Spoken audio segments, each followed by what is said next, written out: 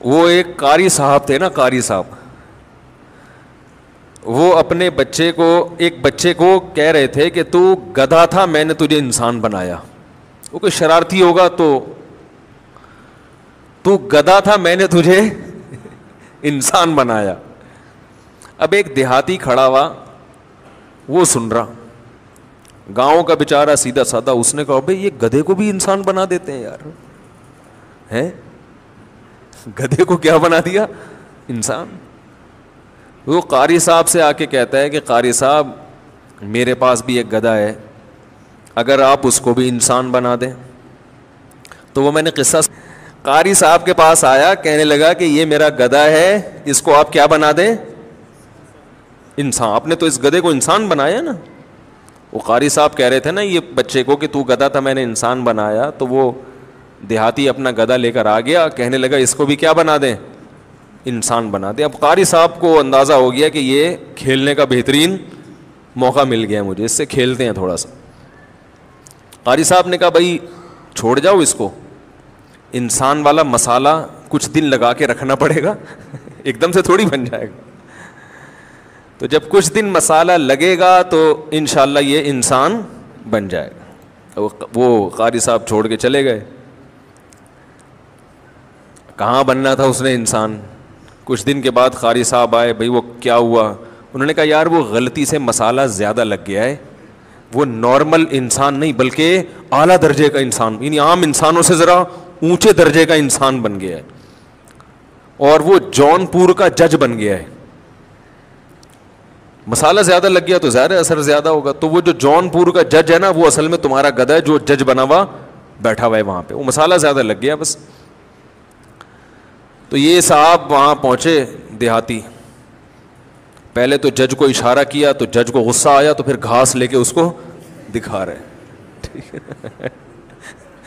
پھر ہوش ہوش کر رہا ہے. تو جج نے بلایا، کیا مسئلہ؟ کہہ رہے زیادہ شو مارنے کی کوشش نہیں کر، ہے تو گدھا ہی نا، وہ تو مسالہ زیادہ لگ گیا تو کیا بن گیا؟ تو قاضی بن گیا جون پور کا. اسباب کا مطلب سمجھتے ہیں؟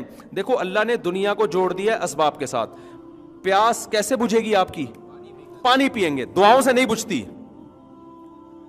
ایک آدمی کہے مجھے چونکہ بہت پیاس لگ رہی ہے، اب میں کنویں میں، وہ ادھر کنواں ہے، اس تک پہنچنے میں مجھے 6 گھنٹے لگ جائیں گے. یار تو بڑی ٹینشن والا کام ہے یار، اتنی دیر میں تو میں بہت ساری تبلیغ کا کام کر سکتا ہوں، بہت سارے لوگوں کو مسلمان بنا سکتا ہوں، لہذا میں اللہ سے دعا مانگوں گا کہ پانی مجھے ویسے ہی پلا دے. تو پلا دے گا اللہ تعالیٰ؟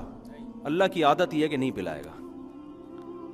اللہ کہیں گے جیسے تمیز سے ساری دنیا پانی پیتی ہے نا، تو تجھے بھی پانی، چاہے تو مبلغ ہے، چاہے تو مفتی ہے، چاہے تو بزرگ ہے، چاہے تیرے پاس ٹائم ہے یا نہیں ہے، دنیا کو اللہ نے کس سے جوڑ دیا ہے؟ اب آپ کہو کہ یار 6 مہینے تو پانی لانے میں لگیں گے، تو میں بیان کس وقت کروں گا، تبلیغ کس وقت کروں گا؟ آپ اس کے مکلف ہی نہیں ہو. آپ مکلف کس کے ہو؟ اسباب کے. آپ کو جانا پڑے گا، ان تمام ضرورتوں کو پورا کرنا پڑے گا، جو ٹائم بچے گا وہ آپ تبلیغ میں لگاؤ گے. سمجھ میں آ رہی ہے بات کہ نہیں آ رہی؟ ہم یہ دیکھتے ہیں کہ رسول اللہ صلی اللہ علیہ وسلم کے دور میں جو معجزے ہوئے ہیں نا، ان معجزوں کو دیکھ رہے ہوتے ہیں. معجزہ اللہ کی طرف سے ہوتا ہے، اس میں پیغمبر کی مرضی بھی شامل حال نہیں ہوتی. پیغمبر کو حکم ہے گراؤنڈ ریئلٹی کو دیکھ کر اسباب کے تانے بانے جوڑ کر آپ نے فیصلہ کرنا ہے. باقی اگر معجزہ دکھانا ہوگا وہ کون دکھائے گا؟ اللہ دکھائے گا. وہ اللہ کی مرضی ہے، وہ اللہ نے کیسے کرنا ہے. جو کام اللہ کا ہے اس میں ہم اپنے آپ کو آزمائش میں ڈال رہے ہیں، ہم اس پہ نظر رکھے ہوئے ہیں. جو اللہ نے ہمارے ذمے لگایا ہے اس میں ہم دلچسپی نہیں لے رہے. نہیں آ رہی بات میرا خیال ہے سمجھ میں؟ تو دنیا میں اللہ کا اصول ہے، جو کامیابی کے اسباب اختیار کرے گا، چاہے وہ مذہبی کامیابی ہو یا دنیاوی کامیابی ہو، کامیابی اس کو ملے گی. جو اسباب اختیار نہیں کرے گا اس کو کامیابی نہیں ملے گی. یہ اللہ کا بنایا ہوا قانون ہے. جو روٹی کھائے گا اس کا پیٹ بھرے گا، نہیں کھائے گا الٹا لٹک کے دعائیں مانگے، چلے کاٹے جنگلوں میں جا کے اور وقف کر دے اپنے آپ کو، سب کچھ ملے گا، روٹی نہیں ملے گی، مر جائے گا بھوک سے، اور خودکشی کا گناہ بھی ملے گا اس کو. نہیں آ رہی میرا خیال ہے بات. ہمارے ایک دوست تھے، وہ تبلیغ میں نئے وقت لگا کر آئے نا. اب تبلیغ کے اکابر تو یہ باتیں نہیں سکھاتے، ان پہ مسالہ لگ گیا زیادہ، وہ اب اکابر سے بھی آگے نکل گئے. بعض لوگوں پہ مسالہ زیادہ لگ جاتا ہے، جون پور کے قاضی بن جاتے ہیں.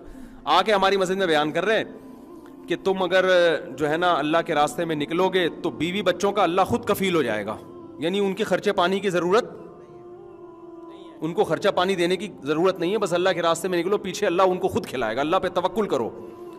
ہمارے استاذ بھی وہ تبلیغ میں بہت وقت لگاتے تھے, عالم تھے وہ, انہوں نے پکڑ لیا اس کو بیان کے بعد. انہوں نے بولا اللہ کے بندے کہ یہ تبلیغ کے اکابر کی تعلیمات نہیں ہے, اس طرح کی چند چیزیں لوگ دیکھ کے نا تبلیغ سے بدگمان ہوتے ہیں. تبلیغ سے یہ ایک آدمی ہے نا, یہ اس کو مسالہ جونپور کا قاضی بن گیا ہے, یہ مسالہ زیادہ لگ گیا ہے, یہ تھوڑی کہ تبلیغ والے یہ چیزیں سکھا رہے ہیں. تبلیغ میں جب آپ جاؤ گے تو وہ تو پہلے یہ دیکھتے ہیں یونیورسٹی سے چھٹیاں ہیں یا نہیں ہیں. ہم نے خود ایسے کتنے لڑکے گئے ہیں, وہ بتاتے ہیں کہ انہوں نے رائے سے ہمیں واپس کیا کہ آپ کی یونیورسٹی کی بھی چھٹی نہیں ہے, پڑھائی آپ کی ہرج ہوگا, ضائع ہو جائے گی, تو آپ جاؤ چھٹیوں میں آنا. وہ تو خود سکھا رہے ہوتے ہیں, لیکن نیچے بعض لوگوں کو مسالہ زیادہ, اس کو مسالہ اتنا لگ گیا, اس نے کہا کہ بھائی بیان میں کہہ رہے کہ بھائی کہ جو ہے نا وہ آپ بیوی بچوں کی پرواہ چھوڑ دو, تبلیغ میں نکلو, کھلائے گا کون؟ اللہ, کیونکہ اللہ پہ توکل کرو گے تو. ہمارے استاذ مفتی بھی تھے, انہوں نے پکڑ لیا اس کو, کہنے لگے خدا, وہ تھے بھی پٹھان, اب وہ بڑے غصے والے نا, ایسی بڑی بڑی آنکھیں نکال کے نا جب کسی کو دیکھتے تھے لوگ ڈر جاتے تھے. ایک دن میں نے اسے یہاں بیان کروایا, لوگ کہنے بھائی بہت خطرناک استاد ہیں, وہ نا ان کی آنکھیں بھی بڑی بڑی, اچھا طبیعت میں جوش بھی بہت ان کے, تو ایسے کر کے نا وہ غصے میں انہوں نے بلا لیا اس کو, گڈی میں سائڈ تلا ہوئے بیان کے بعد نا, شکر ہے بیان میں نہیں روکا اس کو. انہوں نے کہا ادھر آپ, انہوں نے بولا تو نے جو یہ بتایا ہے کہ بیوی بچوں کے حقوق پورے کیے بغیر تبلیغ میں نکل جاؤ, تو تبلیغ میں جائے گا کیا سیکھنے کے لیے؟ اسلام سیکھنے کے لیے جائے گا نا, یا اسلام کی تبلیغ کرنے کے لیے جائے گا؟ تو اسلام تو دو چیزوں کے نام ہے, اللہ کے حقوق اور مخلوق کے حقوق. تو مخلوق میں تو والدین بیوی بچے سب سے پہلے ہیں, انہی کے حقوق کو توڑ کے جائے گا تو سکھائے گا کیا؟ آدھا اسلام تو نے کیا کر دیا, ختم کر دیا, بچا کیا ہے؟ نہیں یہ بات سمجھ میں. تو مجھے ان کا اسٹائل بڑا اچھا لگا کہ ایسی ٹو دا پوائنٹ بات کی نا انہوں نے, مفتی تھے نا, تو انہوں نے بات کیا کی, انہوں نے کہا کہ بھائی تو جب جائے گا اسلام سکھانے کے لیے, تو اسلام نام کس چیز کا ہے؟ اللہ کے حقوق, اور آدھا اسلام اللہ کے حقوق, آدھا کس کا؟ مخلوق کے حقوق.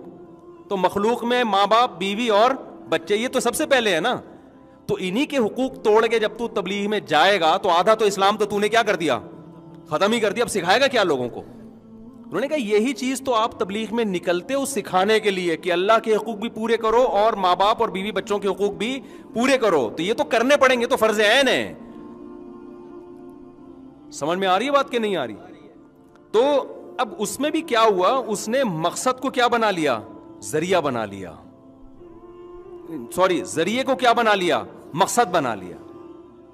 اپنی سوچ سے نا, کہ جو تبلیغ میں نکلنے ہی کو کیا بنا لیا؟ مقصد بنا لیا. حالانکہ وہ مقصد نہیں ہے, وہ مقصد تک پہنچنے کا ایک ذریعہ ہے.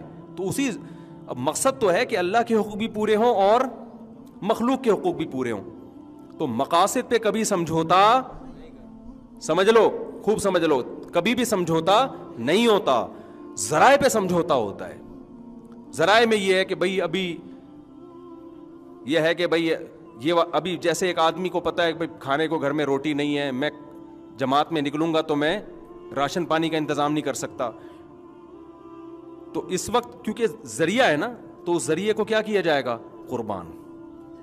ذریعے کو قربان کیا جائے گا. اور تبلیغ کے اکابر بھی یہی کہتے ہیں بھائی, وہ پوچھتے ہیں کہ کیا گھر میں کیا انتظام کر کے جا رہے ہو, کتنے پیسے چھوڑ کے جا رہے ہو؟ اگر کہ کچھ بھی نہیں چھوڑ کے جا رہا تو وہ کہیں گے بھائی پھر وہ جانے نہیں دیتے. وہ کہہ رہے ہیں پہلے انتظام تو کرو نا, گھر میں کھانے پینے کا انتظام کرو. تو اسی طرح خوب اچھی طرح سمجھ لو, بات سے بات چلتی ہے, میرا اصل بیان ہی رہ جاتا ہے, لیکن یہ ساری باتیں کام کی ہوتی ہیں نا. ہمیں کیا, ہم نے وہی بات ہے نا, مقصد کو دیکھنا ہے نا, ذریعے کو تھوڑی دیکھنا ہے یار. جو مقصد ہے نا وہ تو یہی ہے کہ دین کی نالج آئے اور عمل کی توفیق ملے نا. تو وہی ہے نا, کانسیپٹ کلیئر ہوں بہت ساری چیزوں میں. تو ہمارے ہاں بہت بڑا مسئلہ کیا ہے, مقاصد کو ہٹا کے ذریعے کو کیا بنا لیتے ہیں؟ مقصد. ہم رسول اللہ صلی اللہ علیہ وسلم کی سیرت میں دیکھتے ہیں, جو آپ کی 10 سال کی سیرت اور 13 سال کی, تقریباً یہ 23 سال. 23 سال کی سیرت میں آپ کو قدم با قدم یہ ملے گا کہ آپ نے کسی ایک طریقے کو فوکس نہیں کیا. جہاں آپ نے سمجھا تلوار میں فائدہ ہے, وہاں کیا؟ تلوار.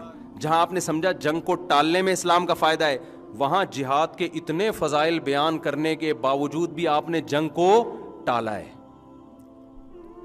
یہودیوں سے سلوک کیے جو اسلام کے سب سے بڑے دشمن, ان سے آپ نے معاہدے کر لیے, سلوک کر لی. اور پہلی ہجرت کہاں ہو رہی ہے؟ غیر مسلم بادشاہ کے پاس. نہیں یہی بات سمجھ. اسلام نازل ہو رہا ہے, قل هو اللہ احد نازل ہوئی نا, یہ تو ابتدائی آیات میں سے ہے. اللہ الصمد لم یلد, اس نے کسی کو نہیں جنا, ولم یولد, نہ وہ جنا گیا. عیسائیت کی نفی ہو رہی ہے کہ نہیں ہو رہی سورہ اخلاص میں اتنے واضح لفظوں میں؟ لیکن صحابہ کرام پر جب ظلم ہوا مکہ میں تو عبداللہ بن مسعود اور حضرت جعفر طیار رضی اللہ عنہما, ان کے وفد کو تیار کر کے عیسائی بادشاہ کے پاس بھیجا جا رہا ہے پناہ کے لیے, جو نجاشی ہے. بہت مشکل ہے بھائی بات سمجھانا. کس کے پاس بھیجا جا رہا ہے؟